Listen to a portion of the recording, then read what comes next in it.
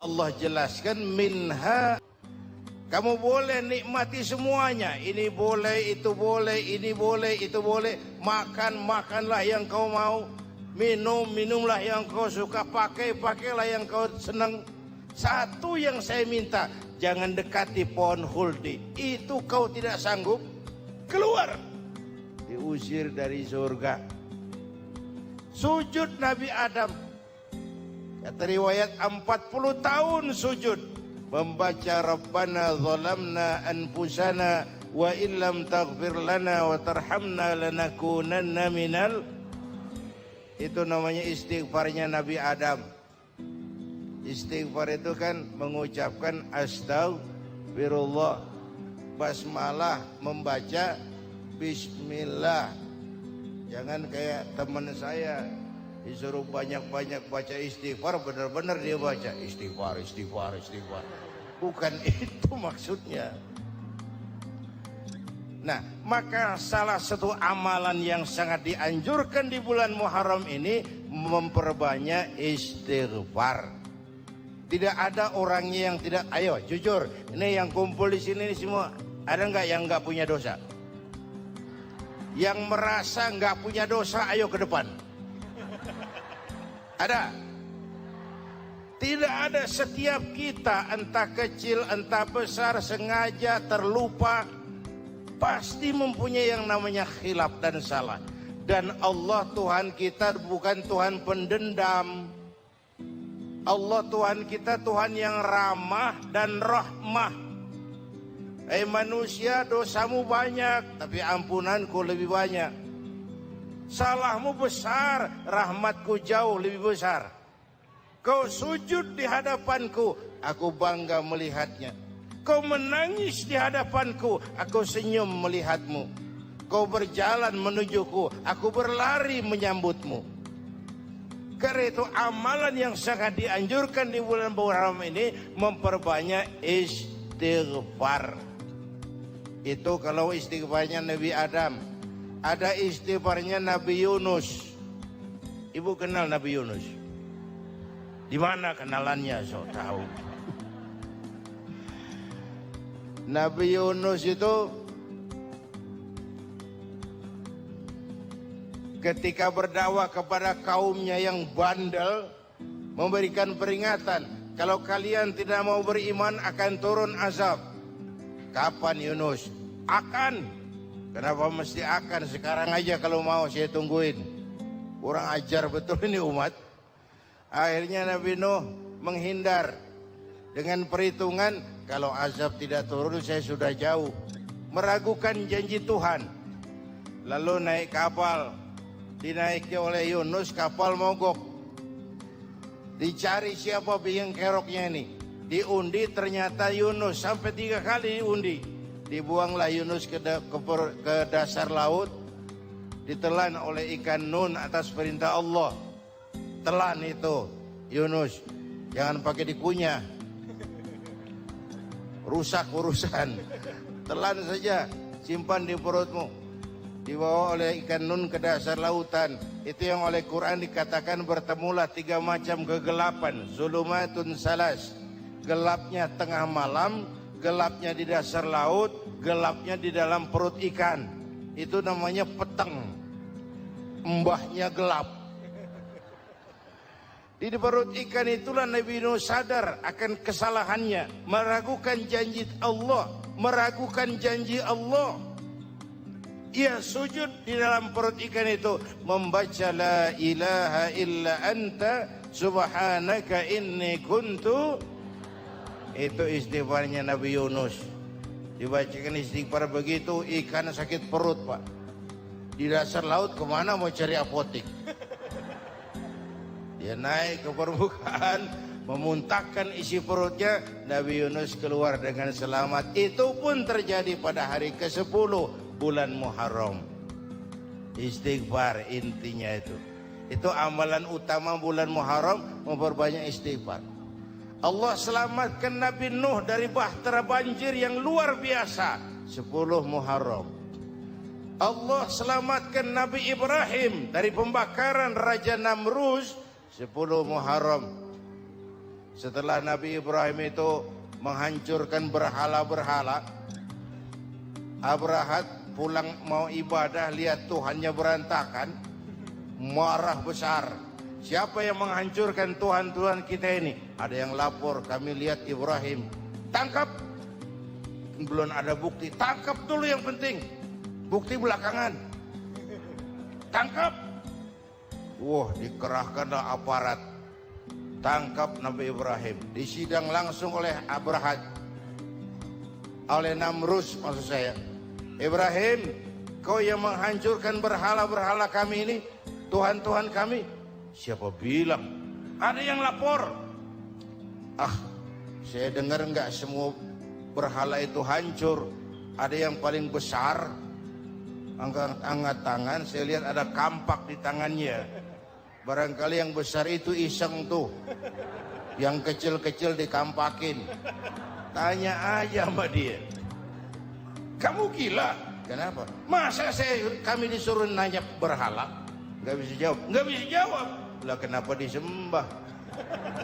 Lebih gila mana sih? Tahu gak bisa jawab kenapa disembah? Kurang ajar kamu Ibrahim. Bakar. Dibakar. Ketika Ibrahim dilempar ke kobaran api yang menggunung, Allah perintah api.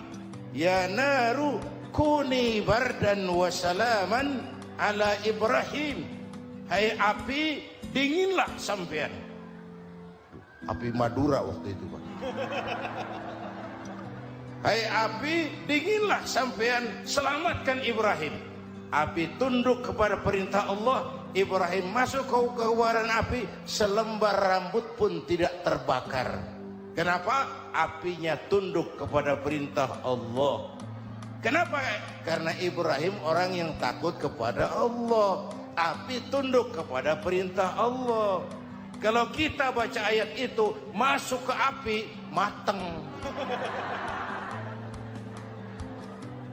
Sudah hadirin yang saya muliakan, oleh karena itu selamatnya Ibrahim dari pembakaran Raja Namrud itu pun pada 10 Muharram.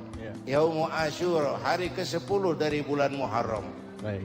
Itu Ibrahim. Hadirin hadirat yang saya cintai. Sebagian kecil tentang Nabi Adam, Nabi Ibrahim dan Nabi Yunus. Tapi saya belum menceritakan tentang Nabi Nuh tadi. Mengulang kaji. Nabi Nuh salah seorang rasul yang masuk ulul azmi 5 besar. Karena memang perjuangannya menggambarkan satu usaha yang ulet dan luar biasa. Beliau diberi umur 950 tahun. Lalu berdakwah selama 900 tahun. Sore, pagi, siang, malam. Dapat pengikut tidak lebih 80 orang. Rata-rata 10 tahun satu. Kalau saya minta berhenti aja jadi nabi, Pak. Ustadz mana masih mau buka pesantren? 10 tahun buka pesantren yang nyantri cuma 1. Pedagang mana yang masih mau dagang? 10 tahun dagang yang beli 1. Pimpinan partai mana yang masih mau kampanye? 10 tahun buka partai yang nyoblos 1. Bangkrut. Umatnya bandel, kurang ajar, durjana, babet. Fotokopi gimana aslinya? Hampir habiskan saja. Itu mau kamu Nuh? Ya. Oke. Nanti aku turunkan banjir Nuh. Buat kapal. Dengan apa saya harus buat kapal Nuh? Ya dengan kayu, kata Tuhan. Kayunya dari mana Tuhan? Ya dari pohon Nuh. Pohonnya belum ada Tuhan. Ya tanam dulu Nuh. Bikin kapal kayunya nanam pohon. Apa artinya? Perjuangan perlu kesabaran. Sukses itu ada prosesnya. Nggak bisa simsalabim abracadabra lalu kita mau sukses. Semua ada prosesnya. Walaupun kenyataannya begitu. Sukses banyak bapaknya, gagal itu yatim. Kalau kita sukses banyak yang ngakuin. Yang baru ketemu pakai manggil encing. Ketemu baru. Tapi sukses banyak bapaknya. Gagal yatim, gak ada yang mau ngakuin kalau kita gagal itu. Udah bikin kapal dengan kayu di tengah kampung, bikin kapal ini. Bayangkan di tengah kampung bikin kapal. Orang kafir makin menjadi-jadi. Lihat Nuh. Kenapa? Makin sarap. Bikin kapal di tengah kampung mau belayar kemana? Tuh lihat, kalau orang nggak tahu tujuan, mountain setengah jalan. Proses yang dinilai bukan finalnya. Ya kayak gitu kesimpulannya. Saya enaknya sendiri. Bikin kapal. Kapal mendekati selesai, ini orang kafir rame-rame datang ke kapal Nuh. Mau apa? Buang najis. Sakit perut, berangkat ke kapal Nabi Nuh. Nongkrong. Dapat 2-3 tumpuk, pulang. Penuh lantai kapal dengan najis manusia. Inilah perjuangan. Bukan jalan raya lurus bertabur bunga di kanan kirinya. Banyak ondak dan duri, fitnah, caci maki, antipat, segala macam. Nuh. Ada orang tua dasar kafir, kurang ajar, sudah stroke berangkat juga ke kapal Nuh. Mau buang najis, pincang-pincang digotong orang. Selesai buang najis, dia bangun mau pulang, pegangan tiang kapal terpeleset jatuh di atas tumpukan najis. Terjadi keajaiban, yang struknya sembuh, lumpuhnya hilang, berangkat digotong-gotong pulang, jalan gagah sekali. Tapi orang kampungnya heran, ente sudah sembuh? Sudah. Berobat di mana? Kok begitu paten? Di kapal Nuh. Masih banyak.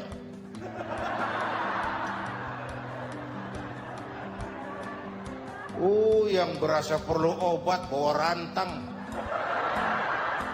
Ambil bersih lagi geladak kapal itu. Sudah selesai Nuh? Selesai. Oke, kau orang yang beriman bersamamu, binatang serba sepasang, naik Nabi Nuh, naik orang beriman, naik binatang serba sepasang. Ini cikal bakal penyelamatan manusia, Pak. Naiklah orang beriman, sudah naik semua, Nabi Nuh kontrol. Ini contoh buat kita, kontrol. Sudah naik semua teman-teman, sudah. Pemimpin yang baik bukan cuma terima laporan di belakang meja. Laporan itu yang mana juga bagus. Sama juga kampanye yang mana juga merdu. Kalau aja yang dihitung. Pernah ada calon bupati kampanye janji, kalau saya berhasil kita akan banyak bangun jembatan di daerah kita. Tanya, Pak, nggak ada sungai di kampung kita, Pak. Dia bilang, sungainya kita bangun sekalian. Udah kadung janji, mana pula orang mau bangun sungai itu. Saudara-saudara, kontrol. Jangan cuma tunggu laporan di belakang meja, semua laporan bagus. Ya Bu? Bu?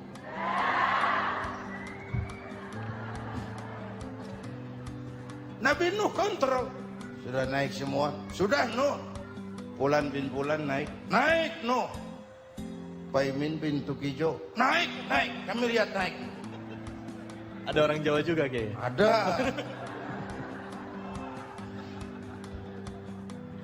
Sudah kontrol.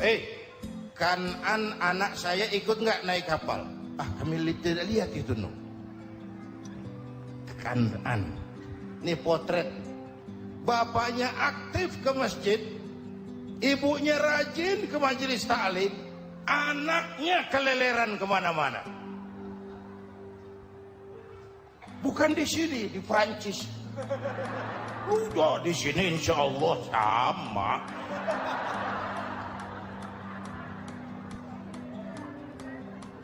No karena sayang anak, no karena cinta anak, no karena tanggung jawab anak. Cari naik ke atas kapal. Lihat Kanaan, anak saya. Enggak lihat no. Turun ke ruang bawah, periksa lagi. Mang, kayak Kanaan di dia. Jamaah Tasik nih rupanya di dalam. Tuh ayah mang. Ayah ke mana ya budak ya? Turun ke bawah, tanya lagi. Ono Kanaan toh? Ora nano raketo. Rombongan Jawa Tengah naik ke atas buritan. Dari buritan kelihatan ternyata Kanaan tidak ikut naik kapal, kumpul di darat bersama orang kafir. Ini potret kita sekarang. Kumpul sama orang kafir, hanyut anak-anak kita, ditelan budayanya orang kafir, ditelan tradisinya orang kafir, ditelan pergaulannya orang kafir. Nuh karena sayang anak dari atas manggil. Dalam Quran dijelaskan itu. Karena Nabi Nuh di atas, Kanaan di bawah teriak. Ya bunayyar kam ma'ana. Begitu dalam Quran ayatnya. Cuma ini pakai gaya memanggil. Supaya kelihatan kegambar. Kira-kira Nuh manggilnya begitu. Ini namanya gaya dakwah Pak. Kalau ceritanya datar nggak menarik. Maka Nuh memanggil Kanaan, ya bunayyar kam ma'ana. Kata yang dengar, heeh. Ini gaya orang manggil, ya bunayyar kam ma'ana. Kanaan, kesini nak, naik kapal sama papi. Kata Kanaan di bawah itu, enggak mau papi, John di sini saja. Kata Nuh, jangan nak, Allah sedang murka, akan turun banjir. Kalau datang banjir papi, sa'awi ila jabalin ya'simuni minal ma'. Saya akan naik ke gunung tinggi yang bisa menyelamatkan saya dari banjir. Kanaan naik ke gunung, gunung dihantam banjir, Kanaan mati. Sampai sekarang.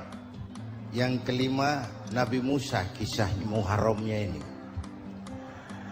Lahir dalam kondisi yang sulit.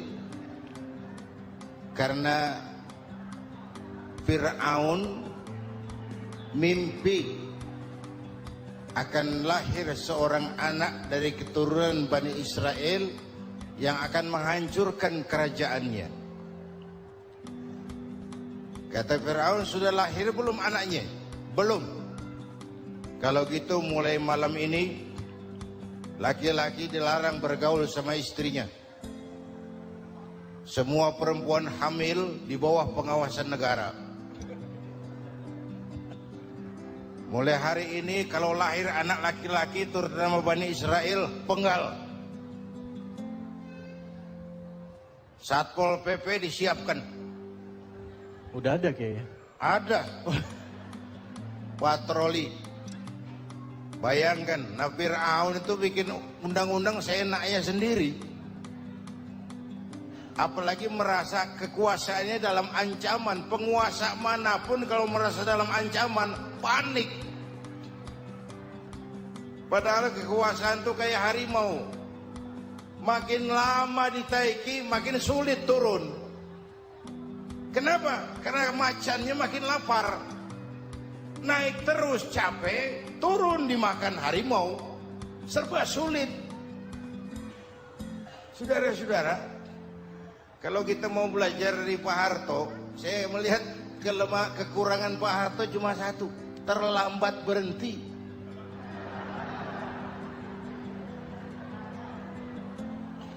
Terlambat berhenti.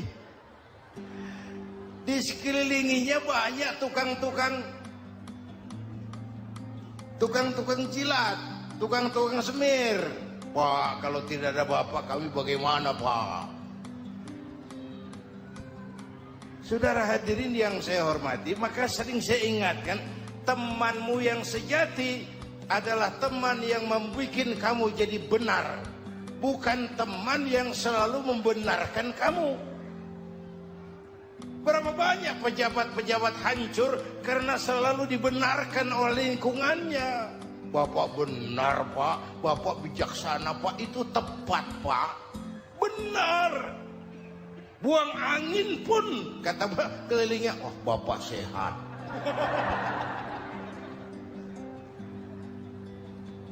Temanmu yang sejati, teman yang bikin kamu jadi benar, bukan teman yang selalu membenarkan kamu. Bapak Ibu hadirin yang saya hormati, tapi kehendak Allah terjadi. Lahirlah Musa. Bayinya dihanyutkan di sungai Nil. Bayi sudah menderita, dihanyutkan di sungai Nil. Dan akhirnya besar di lingkungan istana Fir'aun, diriwayat oleh Ratu Aisyah, perempuan Fir'aun. Setelah mulai berjuang, terjadilah itu. Musa dan pengikutnya dikejar oleh Fir'aun. Sampai di tepi laut, Allah wahyukan Musa, lempar tongkatmu ke laut. Dalam kondisi darurat, mukjizat tiada jalan. Kondisi darurat. Kalau tidak, mukjizat itu maunya Allah, bukan maunya Nabi. Nabi nggak kuasa. Allah yang mau. Tapi hidup Nabi bukan mukjizat, manusiawi. Tidak mentang-mentang ada mukjizat tongkat, tiap sulit main tongkat. Nggak usah berjuang kalau begitu. Itu darurat menyelamatkan umat. Tongkat dilempar ke laut, laut terbelah. Laut terbelah. Itu secara visualnya bisa kita lihat dalam film The Ten Commandment. Udah nonton belum? Urusan nonton kalah sama Ustadz gimana sih? Ten Commandment, 10 firman Tuhan. Tekniknya bagus tuh. Bagaimana laut terbelah. Musa lewat, Fir'aun mengejar. Musa sampai di ujung sana, Fir'aun masih di sama tengah perjalanan. Laut nutup kembali. Laut menutup kembali, Fir'aun tenggelam. Cengap-cengap di lautan. Begitu napas sampai di tenggorokan, Fir'aun sambil cengap-cengap itu, amantu bi Rabbi Musa wa Harun. Duh, kalau begini mah saya juga percaya sama Tuhannya Musa. Mereka mau jengkel, goblok loh. Terlambat sekarang. Tenggelamin terus. Modar. Musa selamat. Fir'aun mati.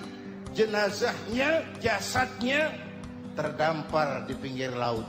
Beberapa waktu kemudian ditemukan orang, dimumi, dibalsam, diawetkan.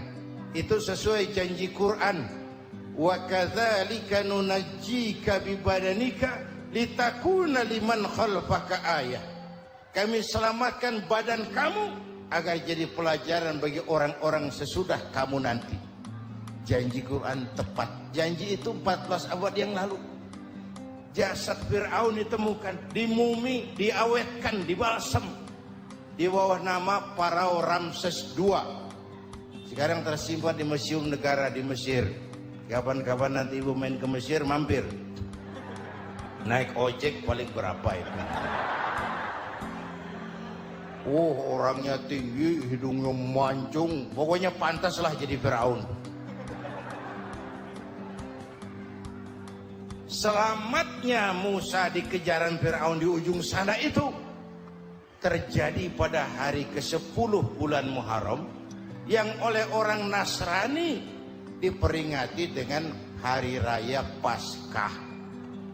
Mereka melaksanakan puasa, mensyukuri nikmat keselamatan dari kejaran Fir'aun.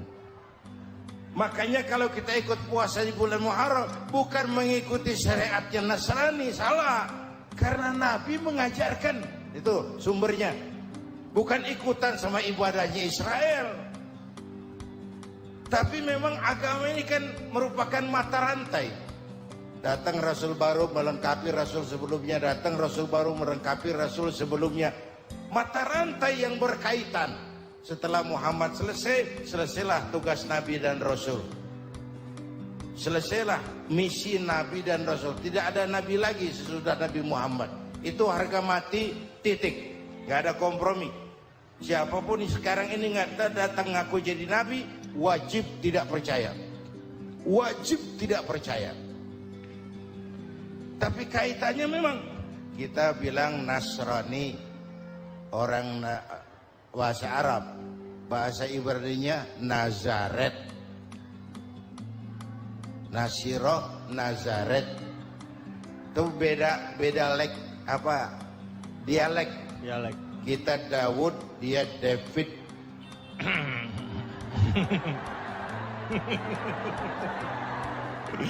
Ibrani.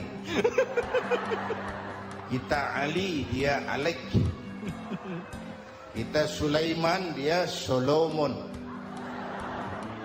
Kita Camat, dia Comot. ini yang ngomong ini comot sembarangan nih. Allah jelaskan minha arba'atun hurum. Ada 4 bulan yang disebut bulan yang dihormati, bulan yang disucikan, bulan yang diharamkan. 4. 3 bergandengan, 1 agak terpisah. Yang bergandengan itu Rajab, Sya'ban, Ramadan. Yang agak terpisah itu Muharram. Ini 4 bulan yang dihormati disebut Ashhurul Hurum. Saudara-saudara, Muharram ini salah satu dari 4 bulan yang istimewa. Kenapa? Banyak peristiwa besar yang terjadi di bulan Muharram. Hampir semua Nabi dan Rasul berkaitan dengan Muharram ini. Hampir semua Nabi dan Rasul. Kita akan kutip beberapa saja dalam konteks kekinian. Pertama, Allah menerima taubatnya Nabi Adam pada hari ke-10 bulan Muharram. Adam itu bapak moyang kita. Saya nggak punya dosa, ayo ke depan. Ada? Tidak ada. Setiap kita, entah kecil, entah besar, sengaja, terlupa, pasti mempunyai yang namanya khilaf dan salah. Dan Allah Tuhan kita bukan Tuhan pendendam. Allah Tuhan kita Tuhan yang ramah dan rahmah. Manusia, dosamu banyak, tapi ampunanku lebih banyak. Salahmu besar, rahmatku jauh lebih besar. Kau sujud di hadapanku, aku bangga melihatnya. Kau menangis di hadapanku, aku senyum melihatmu. Kau berjalan menujuku, aku berlari menyambutmu. Karena itu amalan yang sangat dianjurkan di bulan Muharram ini memperbanyak istighfar. Itu kalau istighfarnya Nabi Adam. Ada istighfarnya Nabi Yunus laut, ditelan oleh ikan nun atas perintah Allah. Telan itu Yunus, jangan pakai dikunyah, rusak urusan. Telan saja, simpan di perutmu. Dibawa oleh